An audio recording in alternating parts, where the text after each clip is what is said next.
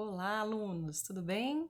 Eu sou a professora Cristiane Fontana, responsável pela disciplina de Administração Geral, e o objetivo hoje é nós revisarmos alguns pontos da disciplina. Vamos lá?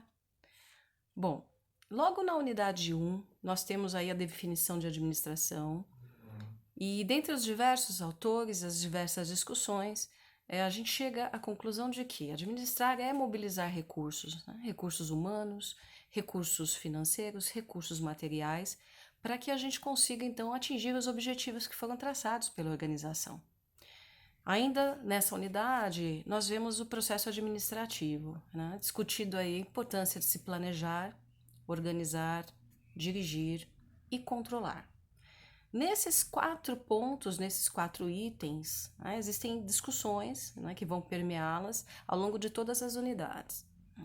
Mas, em seguida, nós temos aí a discussão dos autores, né, dos diversos pesquisadores que vieram trazendo a ciência para a administração, né, e marcaram aí essa disciplina, essa discussão. Dentre esses autores, essas teorias, foram apresentadas a teoria científica, da administração científica, que teve como precursor Frederick Taylor. Ele traz a questão da padronização das atividades, estudo de tempos e movimentos, a bonificação por resultados, né? Então se bonificava aquele funcionário que produzia mais, enfim. Logo em seguida, nós apresentamos Fayol. Fayol trouxe o estudo da estrutura organizacional, né? Ele dividiu a empresa em funções, a função contábil, a função financeira, a função comercial, a função segurança e a mais importante de todas, né, e que permeia essas funções, que é a função administrativa. Né? Junto aí com Fayol ainda teve a discussão dos princípios da administração, enfim. Outra teoria abordada foi a teoria humanística ou comportamental. Essa teoria trouxe o foco sobre a interação das pessoas e o seu bem-estar nas organizações.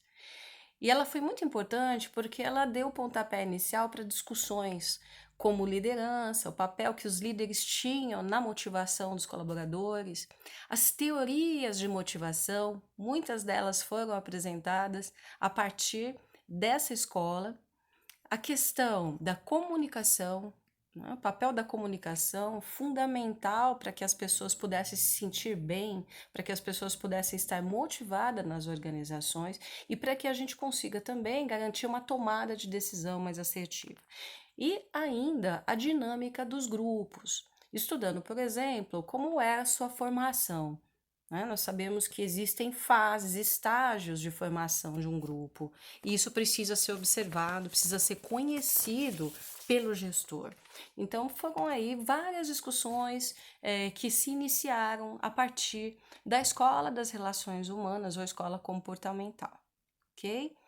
Ainda a escola sistêmica, né, a teoria sistêmica, a teoria contingencial, também, né, foi alvo de discussão, mostrando a importância dos fatores externos e internos à organização, ou do macroambiente e do microambiente. Né? Também vimos o que compunha cada um desses fatores, né, do macro e do microambiente, discutimos um pouco aí alguns desses exemplos, né? Vimos que, por exemplo, uma mudança política, uma mudança econômica, né, uma mudança social deve ser observada e deve ser analisado que impacto vai trazer para as organizações. Né? Além disso, é também necessário observar internamente que forças que nós temos nas nossas organizações, que fraquezas essas organizações apresentam, para que nós possamos aproveitar, minimizar os impactos, maximizar resultados aí de pontos positivos, né, de pontos fortes, enfim. Então, tudo isso tem que ser observado, o ambiente precisa ser constantemente monitorado, porque ele vai impactar, sem sombra de dúvidas, na organização. Ok?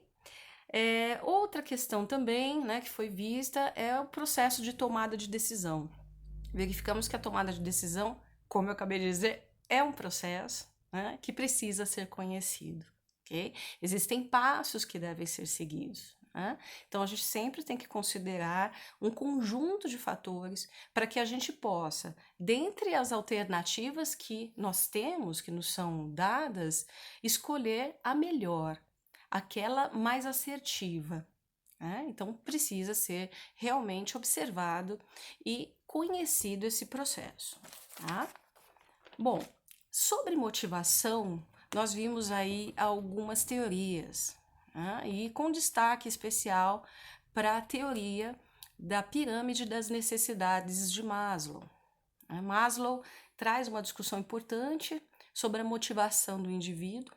Ele mostra nessa pirâmide que existem as necessidades básicas ou primárias e também as necessidades secundárias, e que o indivíduo se sente motivado a partir do momento que ele consegue alcançar, atingir essas necessidades, né? Só que para isso existe uma hierarquia.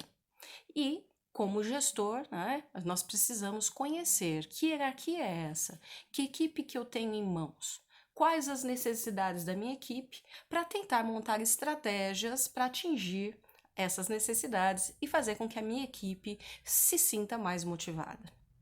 Em relação à liderança, nós vimos aí também algumas teorias, né, que foram discutidas, mas foi importante a gente perceber que existe comportamento, né? Existem estilos de comportamento que são mais adotados ou menos adotados pelos líderes. E o grid gerencial mostra um pouco disso, né? Então, estudamos um pouquinho também a questão da liderança, né? Observando que existe aquele líder que é mais focado em tarefas ou mais focado em pessoas, né? Verificamos também um papel fundamental da situação na liderança. É muito importante que a gente estude, entenda a situação, para que possamos adequar o nosso comportamento, né, dependendo, né, daquela circunstância, né? Então, isso também foi analisado. Por fim, a comunicação, né? E deixamos por último não porque é menos importante, muito pelo contrário. A forma como a informação caminha na organização precisa ser considerada. Isso é um fator primordial para que os funcionários se sintam ali realmente motivados, para que se sintam bem dentro da empresa. Então, nós precisamos observar o processo de comunicação, como ele ocorre, né? Enquanto emissor, como é que eu estou transmitindo essa mensagem? Será que eu estou escolhendo os canais corretos? Será que existem ruídos ao longo dessa mensagem? Será que nós vamos ter bloqueios? Como essa mensagem é recebida pelo outro? Como eu posso tornar essa comunicação mais efetiva?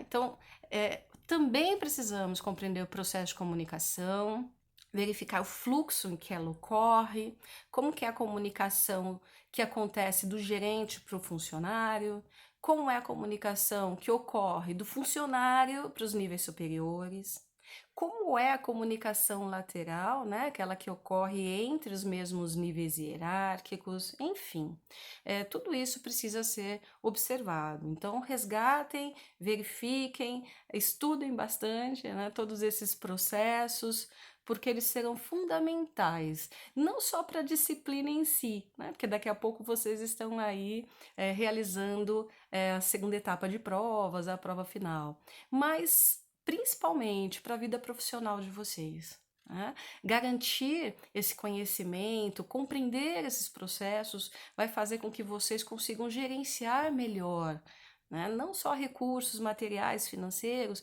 mas recursos humanos, né? Que é o grande diferencial hoje das empresas que precisam estar à frente no mercado, que precisam se manter competitivas, né? Elas precisam de inovação, elas precisam de criatividade, e para isso, né, o papel fundamental das pessoas. Muito sucesso a todos nesse finalzinho aí de disciplina. Estamos à disposição. O que vocês precisarem, por favor, conte conosco. Um abraço a todos.